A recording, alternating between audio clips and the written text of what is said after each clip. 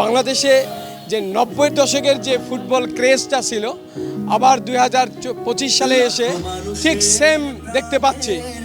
এবং এটার ক্ষেত্রে জনাব আমিনুল হক যেহেতু সাবেক ফুটবলার এবং ন্যাশনাল টিমের ক্যাপ্টেন, ওনার যে সারা দেশব্যাপী ডিস্ট্রিক্ট লেভেলের টুর্নামেন্টগুলি, জিয়া স্মৃতি ফুটবল টুর্নামেন্ট, কোকো, বিভিন্ন টুর্নামেন্টটাকে ফুটবলের এই ইমেজটাকে সৃষ্টি করেছে।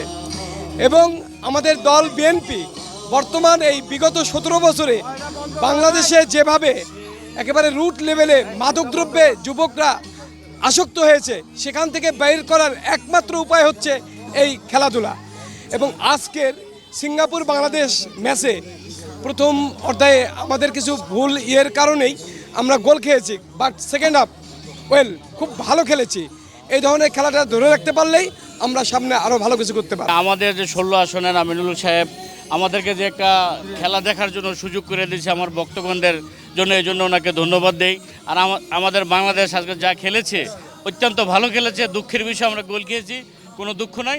আমাদের খেলাটা এইভাবে ধরে রাখতে পারলে সামনের দিকে আমরা এগিয়ে যেতে পারবো। ম্যাচ হেরেছে কিন্তু তারপরে সেকেন্ড হাফে কিন্তু ফাইট দিয়েছে এবং বাংলাদেশের ভক্তরা সেটা এনজয় করেছে। আপনি এই বিষয়ে কি বলেন?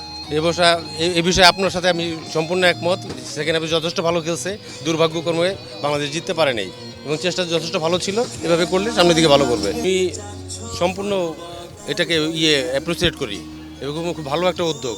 এই উদ্যোগটা যদি থাকে, ছোটো ছোটো ছেলেমেয়েরা খেলা দেখতে দেখতে খেলার প্রতি উৎসাহ হবে। খুবই ভালো এনজয় করছি এবং এটা খুব ভালো উদ্যোগ হয়েছে, যাতে বাংলাদেশে আবার পুরনো ঐতিহ্যটা ফিরে আসছে। ফুটবল মানুষ দূর থেকে চলে গেছে ফুটবল থেকে, বাট এখন আবার ফুটবল সে গৌরবটা ফিরে আসতেছে।